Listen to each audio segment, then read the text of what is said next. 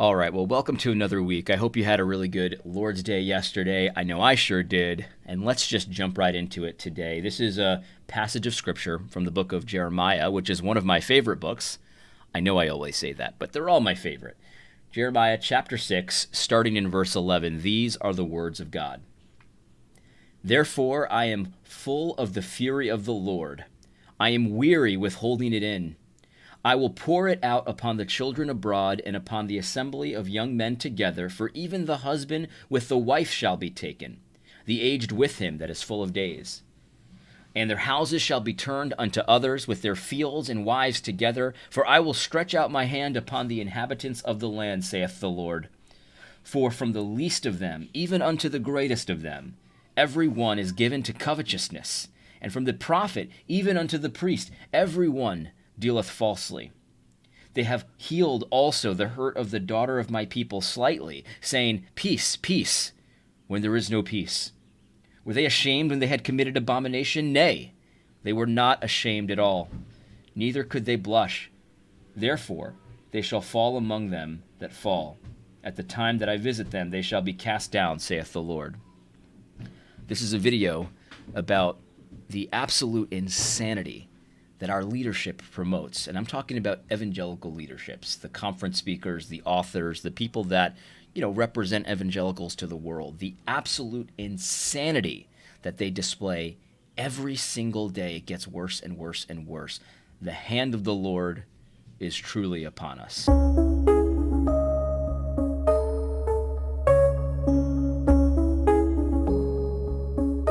Yeah, so I was just kind of taking a little stroll around the neighborhood of Twitter on Saturday, I believe. And I just have to say, the only way I can describe it is I think God has made us stupid. Like, God has made us not able to think clearly, not able to really see what we're doing with our actions and our words. Like, we contradict ourselves, and I'm talking the collective we as evangelicals. We contradict ourselves one moment to the next, and we just don't see it. And if we do see it, then then the people that are doing this are just pure evil. And I have a hard time, just assuming people are pure evil.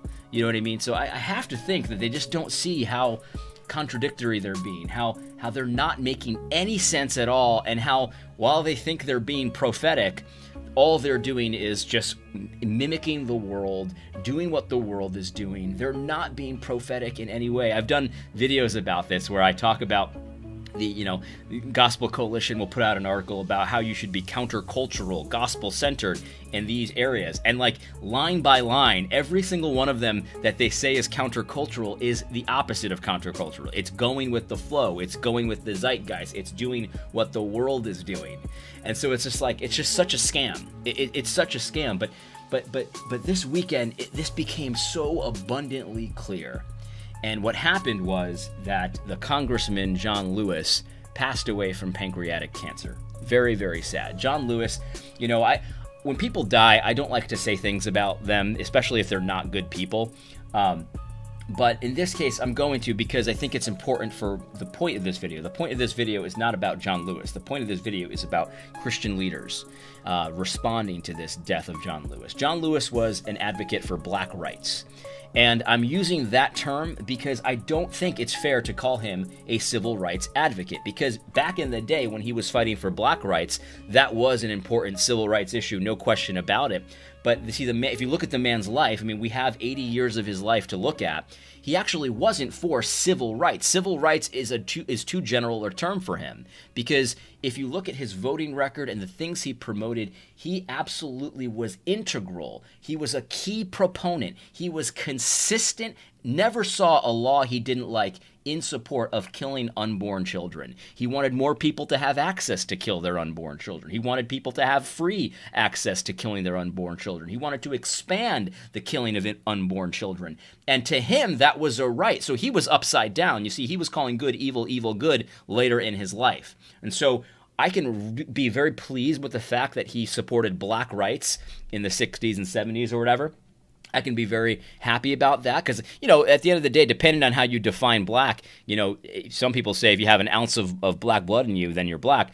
well, I've got 20% Nigerian blood in my veins. So I'm grateful for his support of black rights, because black rights are a good thing. Black rights are a Christian thing. We should support black rights. You know what I mean? But he wasn't a courageous, heroic civil rights leader, because he decided to abandon civil rights when he got into Congress. Do you understand what I'm saying? Like we can call a spade here. I'm a Christian. I'm not afraid to call it how it is. He was for civil rights when it was black rights, but he was against civil rights when it was abortion rights and the rights of the unborn. Because the reality is, like, that is a very important issue. That's a current issue. That's a current injustice. And we need to be able to fight the battles that we're currently fighting, not yesterday's battles. But I'm getting ahead of myself a little bit.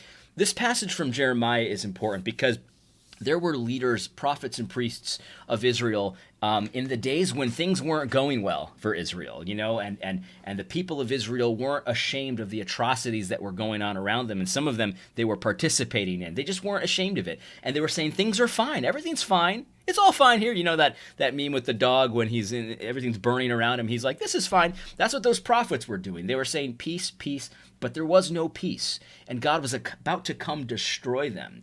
And there's only one way to really interpret this, because if everything's burning around you like that dog, right? And you're like, this is fine. Something has happened to your mind, because there's fire everywhere. Obviously, there's a battle raging around you, and you just don't see it. You've been made stupid. And I think that the Bible says that God does make people stupid. He blinds the eyes of people regularly to accomplish his purposes. That's something that God actively does.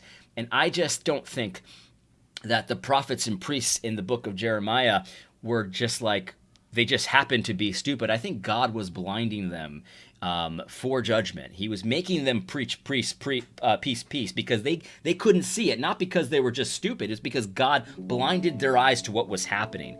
He made them so that they were not ashamed of the abominations that they were participating in. He made them that way. And he did that as a form of his judgment against the people. And I think he does that today as well. Let's take a little stroll on Twitter here. This is the first one I saw. This was Matthew Hall. So this is the first virtue signal that I saw. He says, thankful for the life and courage of John Lewis. He demonstrated love in action even as a young man and thrust onto the stage of leadership. Several years ago, Eric Iverson graciously gave me this copy of his photo signed by Lewis. The inscription, "Keep the Faith." The implication here is that John Lewis was a great Christian. He was a courageous and loving great Christian. And you see how he words this, even as a young man. So you would think that if he's saying even as a young man he was courageous and loving, then as an old man he was courageous and loving too. And that is simply not the case at all. He's like, biblically speaking, rationally thinking, any Christian who's thinking the way a Christian ought to be thinking, who hasn't been blinded by God, can say, yeah, he did some great things for black rights, but then when he grew up, he became a monster. He became a monster. We have to really internalize like what abortion is. I heard that Kanye was crying as he talked about abortion yesterday, and rightfully so. Like, I'm not a crier. Like, I just don't cry very often. But when I think about what's actually happening in abortion, it does something to me, man. It does something to me. But here we are, Matthew Hall, sees the opportunity to signal how good he is and how great he is. And instead, all he ends up doing is proving that he's one of these prophets and priests that's saying peace, peace, when there is no peace. Not ashamed of the abominations. Not ashamed. Let's check out another one. This is Albert Mohler. Right, Albert Mohler, stalwart conservative. He'll tell you all day long his conservative bona fides. Yeah, I was in the conservative resurgence. People often do this. They talk about abortion as one of their bona fides, right? But as you'll see, I don't think that's actually really most evangelical leaders aren't against abortion.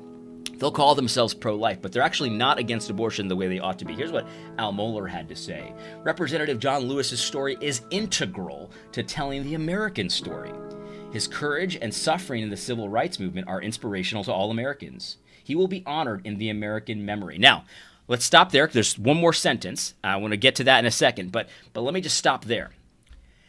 Partial credit here, because I agree that John Lewis's story is integral to telling the American story. I'm not the kind of guy that says we need to cancel every aspect of our past that is a little bit twisted up with sin and stuff like that. That's you guys, actually, Albert Mohler and Matt Hall. That's you guys who believe that. But okay, let's just pause a second.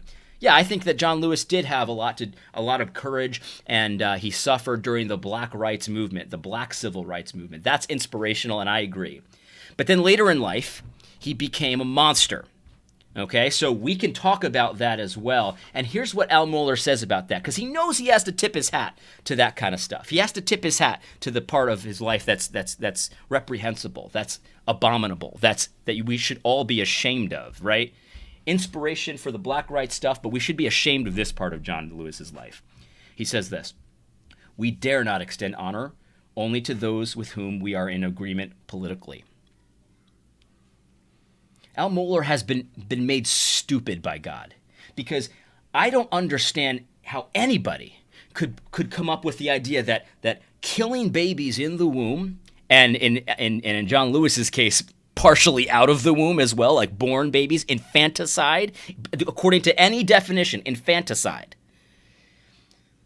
is a political disagreement.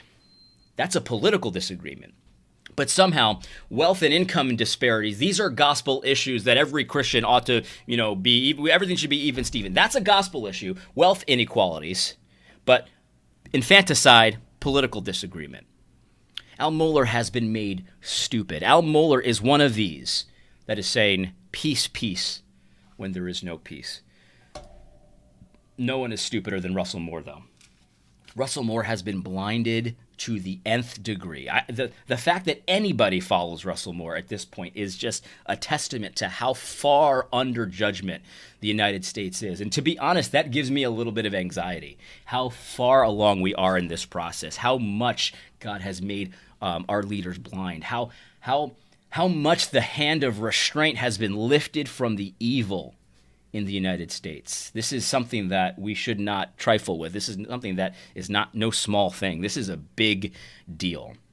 Here's Russell Moore. What a loss to this country. I'm grateful for John Lewis's courage and endurance and patriotism.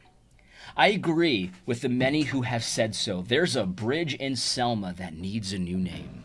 What he wants you to do is name a bridge or a symbol after John Lewis. Maybe even erect a statue or two. Maybe that's a good idea, right? Because, John Lewis, he was for Black rights and all of these kinds of things. But again,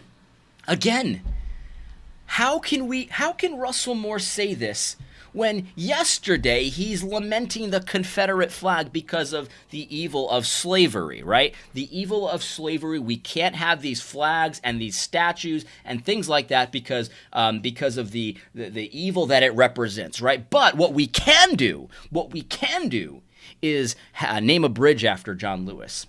Name a bridge after someone who has abandoned civil rights to such a degree that he is okay with a baby being born and then killed.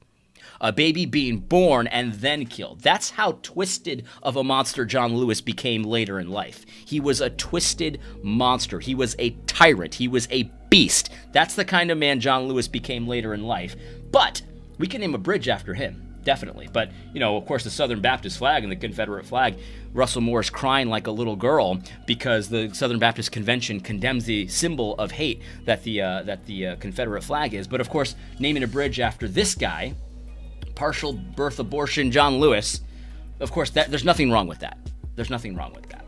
And so there's a few different ways to take this. Now, all of these men claim to be speaking prophetically into the culture, but all of these men have been made stupid. They're the priests and the prophets that Jeremiah talks about, the ones that weren't ashamed of abominations. He's not ashamed to name a bridge after someone who is a prophet of Baal, a priest of Baal. Someone who wants to make this a fundamental human right, the right to kill your own child if you see fit. If maybe if you don't have enough money, you want things to go better for yourself economically, it's okay to kill your own child, even after they're born. He doesn't see the inconsistency here. Russell Moore doesn't see it. Or maybe he does. But I don't think he does. I think he's been made stupid. And so the reality is that we can look at this a few different ways. Either he doesn't think that abortion is a civil rights issue, which I think he said it's a civil rights issue before. Either he doesn't think it is, which I don't think we can go that route with him because he's said it's a civil rights issue, or Russell Moore is pro-choice. And I know that might be hard to hear because he said a lot about abortion, right? But hear me out here. Because if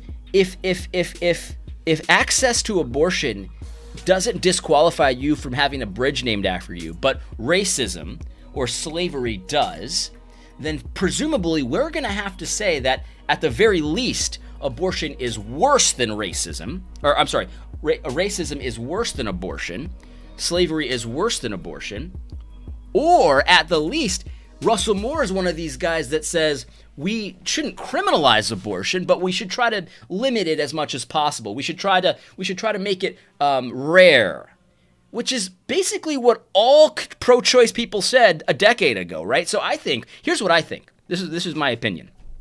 I think Russell Moore is where he is at. These people, Matthew Hall, Albert Mohler, functionally, this is where they're at.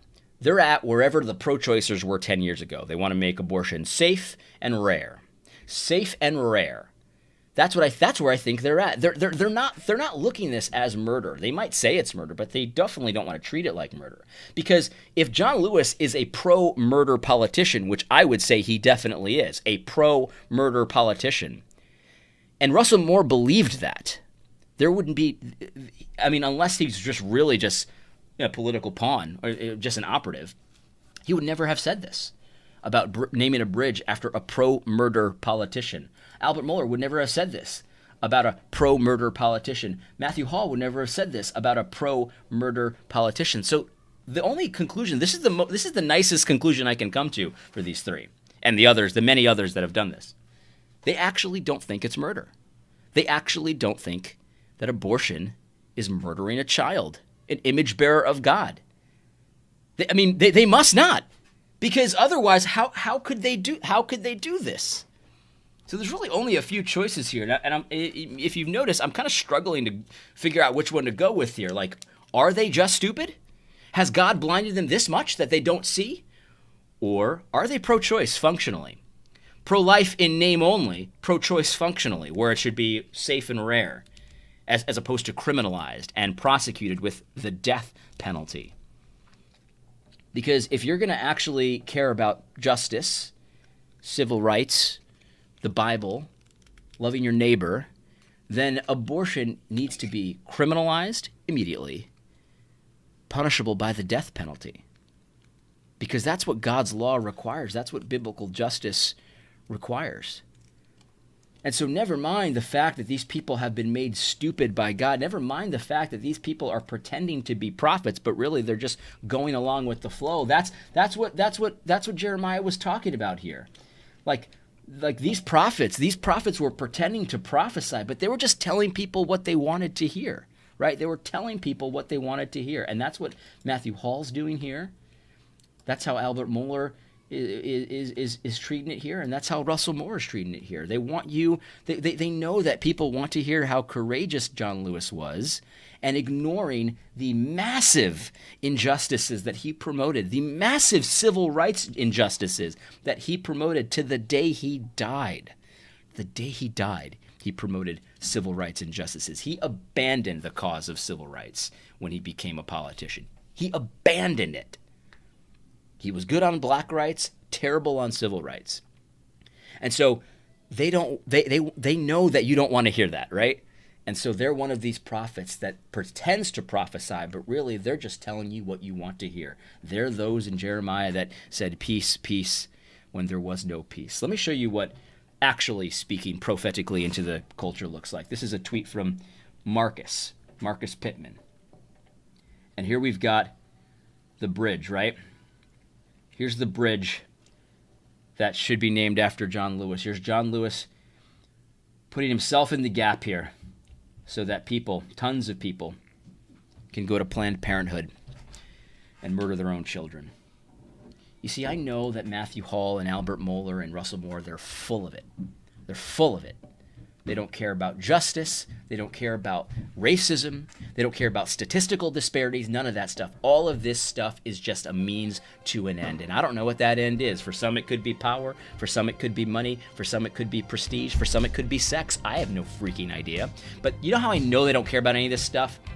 Because if you look at the race issue and statistical disparities when it comes to abortion, you would have to say that people that are pro-abortion are actually anti-black. If you actually believe this statistical disparity type stuff that proves racism somehow, I don't believe that stuff. But if you do, like they claim to, you look at the statistical disparities, look at the numbers of the amount of black babies that are killed in abortion, and you would have to come out strong against abortion rights. You couldn't possibly be advocating to name a bridge after someone who was responsible for so many black deaths. So many. You see, guys like Russell Moore and Albert Mohler and Matthew Hall, they're actually not after anything of any principle. They're after prestige for themselves. They want a virtue signal. They want you to think they're great guys. They're good. They're not those kind of conservatives. They actually don't care what God says. And that's the point. These tweets prove it beyond all doubt. These people have lost their ever-loving minds. And it's time for us to replace this leadership. This leadership is impotent. This leadership is cowardly. This leadership has no principles whatsoever except to accumulate more power for themselves. And if you can't see it by this point, I mean, I guess I got a bridge to sell you. But anyway, I hope you found this video helpful. We just need to we need to figure this out, man. We got to get rid of these prophets and priests that are not willing to actually speak the words of God to the culture. We need to get rid of them. We need to have leadership that at the very least can be consistent. That's it. I don't need you to be talking loudly or aggressively or getting in people's faces. I don't need any of that stuff. I just need you to be consistent a little bit. A little bit. If you're going to cancel Confederates, which I've said many times, I don't care about statues. I just don't care. But if you're going to go and do that, then you need to do it consistently. You can't be advocating that John Lewis is the greatest guy since sliced bread if you're going to tell me that Stonewall Jackson was essentially the devil. Anyway, I hope you found this video helpful. God bless.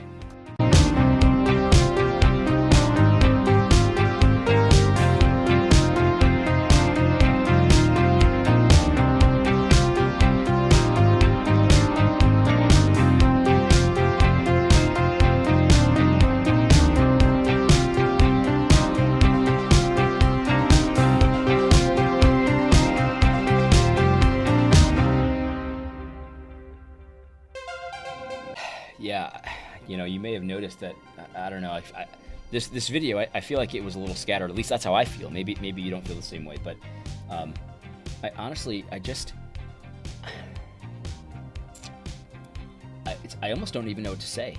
I kind of understand. I feel like I understand the book of Jeremiah a little bit more, because when you read Jeremiah, you can see there's a bit of exasperation with Jeremiah, and at the end of the day, he just kind of calls out to God. He just cries out for mercy, and you know, he's known as the weeping prophet. It's full of lament and stuff like that, and I just like I kind of understand that, because it's like, how has this happened? Like I don't really know what to do about this. Like Al Mohler and Russell Moore and Matthew Hall, these are the guys that they call themselves conservatives. These are the guys that represent us to the world, and their minds have been turned into mush. They're not consistent. They're not thinking the way a human being ought to think. Someone made in the image of God should be thinking in a rational, logical way. They're just not at all. And the only conclusion I can come to is that God has done this. God, this is God's doing. Like, these people will produce articles and they'll be seriously questioning whether or not John Edwards was a Christian, because, you know, he was a chaplain on a slave ship, and whether or not, you know, Dabney was a believer because, you know, he was in the Confederacy and he said some things about black people that weren't good. Like, people will seriously debate this stuff, and they'll wonder, well, can they even be a Christian? And then these same people in today's issues with abortion, like, way worse than slavery ever was. Abortion, way worse than slavery ever was. It's happening right now. And they're like, well, you know, let's name a bridge after this guy's a great, courageous brother in Christ. Let's keep the faith. And it's just like do they hear themselves? but I can't come to no other conclusion. But the Lord has done this. And so the only one who can fix it is the Lord. I can't fix this. We can't fix this. And so that's what we need to do. We just need to call out to the Lord, because he's the one who has blinded them so much, and he's the only one that can fix them. Anyway, God bless.